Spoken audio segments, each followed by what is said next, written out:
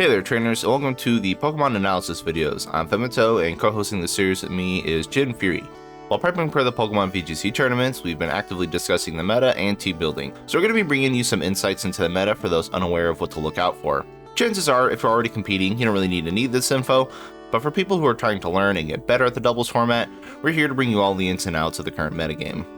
We're going to start this series with a set of cores that are extremely popular in the current format, their strengths, their weaknesses, and how to deal with them. So let's go ahead and begin. Today's topic is the Sand Core, Tyranitar, or T-Tar for short, and Lycanroc. They are a very common seen duo in the metagame right now, and for good reason. While not as overbearing as other cores, the Sand Core can be a powerful offensive threat to any team, especially if the opponent is ill-prepared to deal with them. So here's how the core works. First, Sandstream. T-Tar's ability provides sand, giving both him and Lycanroc a 50% increase to special defense due to rock typing. Sandstorm will also deal 6% of a Pokemon's life as damage each turn it is active unless the Pokemon is rock, ground, or steel type, making the duo safe from chip damage, but allowing you to finish off sashed users with the sand alone. Sand Rush. Lycanroc's ability doubles his speed in sand, and Lycanroc is already incredibly fast, so when he's doubled up he reaches to about 360 speed, which will let it outspeed pretty much the entire metagame after opposing teams get their tailwind off.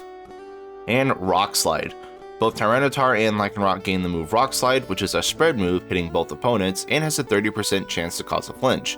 Since Lycanroc can almost always go first, it can outspeed and potentially flinch a team into not moving for the turn, assuming RNG is in your favor.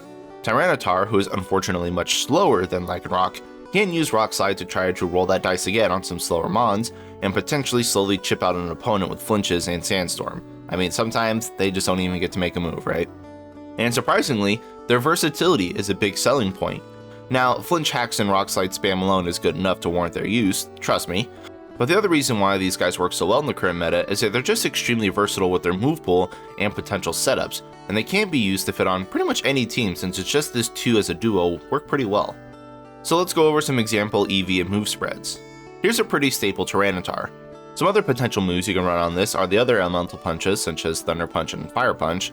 You can run Earthquake, Stone Edge, Avalanche, Taunt, Thunder Wave, and Dragon Dance. Now, Tyranitar's base speed unfortunately leaves a lot to be desired, even when fully invested in. It really can't outspeed much in the metagame since Hyper Offensive is so strong right now, and typically T-Tar won't be running with Tailwind active as well. On a positive note, its slow speed lets it get off some pretty meaty Assurances, or Avalanche, which get boosted to 120 base power if Tyranitar takes a hit the turn he uses it. So it can be better to invest your Tyranitar into either bulk, defense, and HP to be able to soak hits, and then you activate weakness policy and fire back with a +2 owie, and then use it as a revenge killer that way. Nothing really wants to take a +2 assurance. The added coverage of Ice Punch lets Tyranitar deal with threats that would otherwise check it. It can soak hits from ground type Terra Garchomp's Earthquake and fire back with a lethal Avalanche. Protect is also very important as it allows you to scout potential matchups to see if they're going to Terra to boost their attack. You can also run Tyranitar in a fast setup, which it can get to 186 speed with the +1 from Dragon Dance. You still want to invest in some bulk HP so you can survive a hit and take advantage of weakness policy, but once you get like a +3 attack and 186 speed, you can start punching holes into teams. 186 speed lets Tyranitar outspeed anything unbuffed, bar Meowscarada and Talonflame despite its low base speed. Now let's go over to Lycanroc. So Lycanroc's set here is pretty much cookie cutter, and there's not a whole lot of wiggle room with the EV spreads. Some other potential moves though you can include are Accelerock for priority, Endure, Play Rough, Brick Break to get rid of screens, Bulldoze so you can set up weakness policy T-Tar, Iron Head, and Sucker Punch. Lycanroc is actually incredibly versatile, which paired with its speed can be a very scary Pokemon to face because you never quite know what it may be packing. However, you absolutely want to be running the spreads as a glass cannon approach because there's no saving Lycanroc's defenses because 75, 65, 65 spread is basically Little Cup tier. That being said, a Focus Sash Lycanroc can do a lot of damage. With Sand being active, you could endeavor to take a Pokemon down the 1, Endure, and just let Sand chip him away. So why is this duo a dominant part of the meta? The Sand Core lead is actually a very powerful duo in the current meta, mostly for being able to disrupt opponents' plans. If flinch hacks don't get them in the end, either of these Pokemon are capable of finishing the job. Sand is an excellent weather condition to have up as well. Boosting your special defense for your team is a great way to soak hits from the occasional special sweeper that kinda lurks in the metagame. The chip each turn also lets you kill off pretty much all sashed Pokemon, saving you a turn, which is a huge asset because, most games are done within 8 turns. And it's actually not something you can get from other weather types anymore now that Hail doesn't chip every turn. And then we have Tyranitar in general. Weakness policy, T-Tar is an absolute monster. He can stare down most leads and absorb a super effective hit thanks to his insane bulk, and he can be set up to eat Garchomp Earthquakes or Goldango's Make It Rain and fire back with lethal +2s. It makes him an incredibly strong revenge killer. Plus, Dark, Rock, and Ice coverage hits pretty much the entire metagame bar King Gambit for at least neutral damage, and there's not a single Pokemon out there besides possibly Dondozo that want to take 120 base power +2 assurance. Thanks to Sandstorm boosting its special defense and having Dark typing, it's actually strong against many of the special attackers in the meta as well.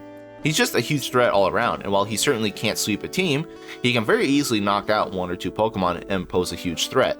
But also Tyranitar can save itself by tearing into flying, and suddenly it loses its ground, fairy, fighting, and water weakness at the cost of losing its 50% special defense boost from Sandstorm. Suddenly, Garchomp, Annihilate, and King Gambit stop becoming a threat.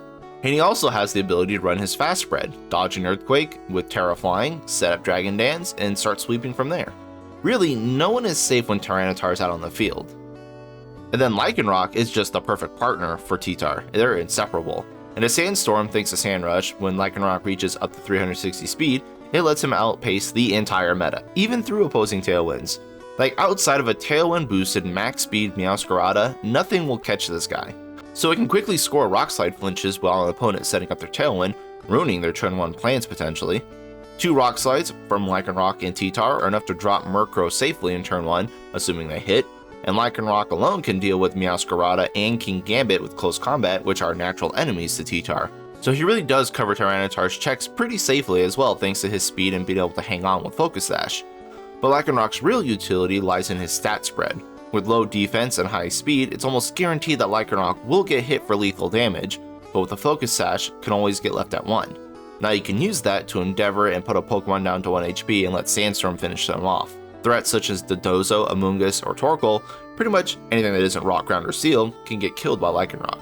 And this often makes your opponent start having to doubling into Lycanroc to make sure it dies, and that's where the beauty of Endure really comes in, and they just start wasting turns trying to take him out and T-Tar's free to run rampant.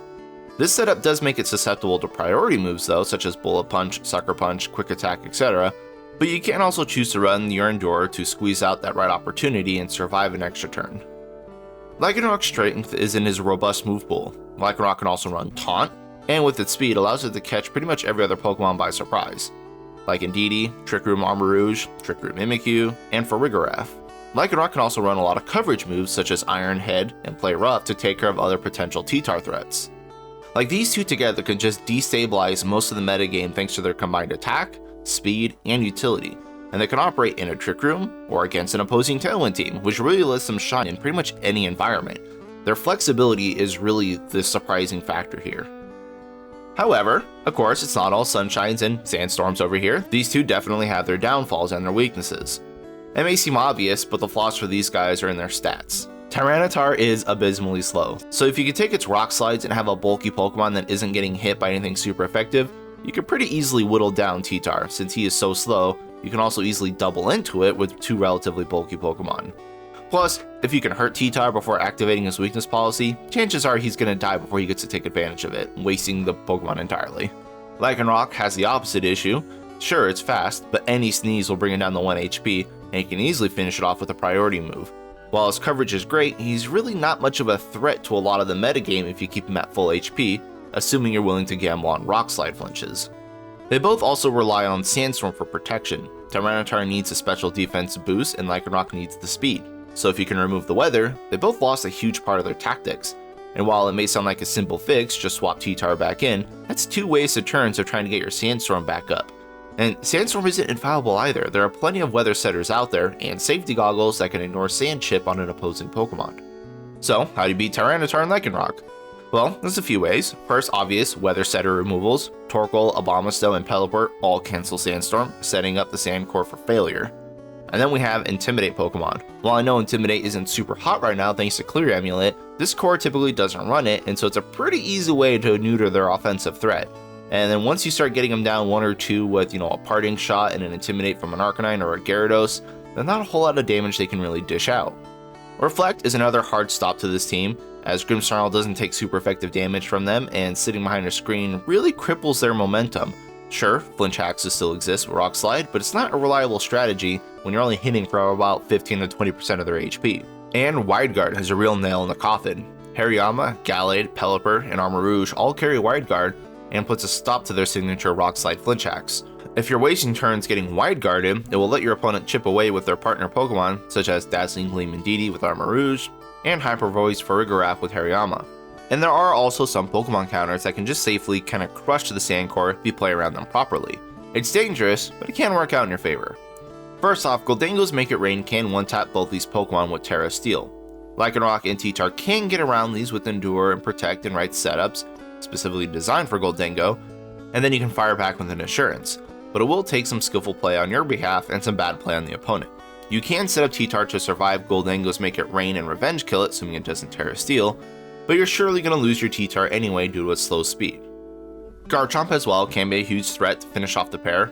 Leading with Garchomp probably isn't the smartest idea because you're going to set yourself up for an Ice Punch or an Endeavor, but swapping Garchomp into these two after they've taken some damage will let you have a clean sweep with Earthquake without much issue.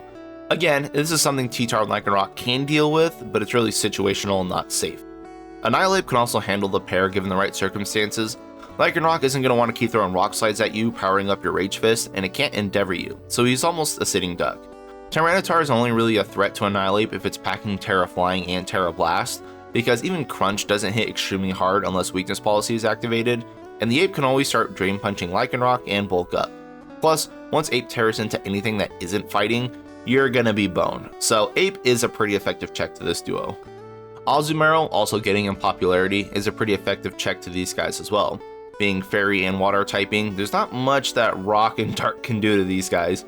He's also packing huge power boosted Aqua Jet, which hits way harder than it deserves to, and can really put some hurt on these two. And Sleeps. Amoonguss is the answer to any threat. Spore is Spore, and Amoonguss can definitely take hits. But also be afraid of other sleepers, such as Breloom, who is much faster than Tyranitar, and isn't really afraid of Lycanroc at all. Also, Chlorophyll Lilligant will outspeed and sleep you as well, while also not being afraid of Lycanroc. So Sleeps are a pretty big hit to this team. Some closing thoughts: Lycanroc and T-Tar definitely not as much of a powerhouse as Tatsugiri and Dondozo, but they still provide excellent coverage, weather control, sand chip, and threaten with Endeavors, flinch hacks, and relatively hard-hitting Rock Slides. They require very skillful play on both the owner's end as well as the opponent's to be able to predict their Rock Slides and their move pools. It's a core that many well-built teams should have an answer to, maybe not intentionally, but a lot of the common metagame teams have some way to stop this duo, but it does need to be respected nonetheless. But that's going to be it for us, thank you, and I'll see you guys in the next Pokemon analysis video.